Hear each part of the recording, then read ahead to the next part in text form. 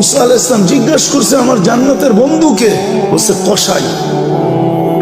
তো বলতেছে আল্লাহ আমি যেমন জিগাই জবাব এরকমই দেন।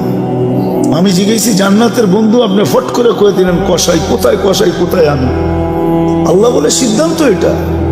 বলছে ঠিক আছে অ্যাড্রেস দেন, যা দেখি কি আমল করে। যা দেখে হ্যাঁ কসাই। বলছে তোর এখানে মেহমান হওয়া যাবে? কয় বিলকুল যাবে, কিন্তু শর্ত আছে, আমি দোকান বন্ধ করে বাড়িতে আগে যাব না, আগে এক জায়গায় যাব তারপরে আমার বাড়িতে যাব। তো মুসা আলাইহিস সালাম বলে চল ভাই, যেমন বলবি তেমনই। তো কাজ করে দোকান বন্ধ করে যায় এক ঝুপড়িতে ঢুকছে।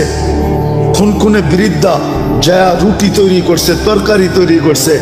বৃদ্ধাকে বুকে উঠায়া, বুকে পিঠ বুকে লাগায়া নেওলা বানায় বানায় খাওয়াইছে।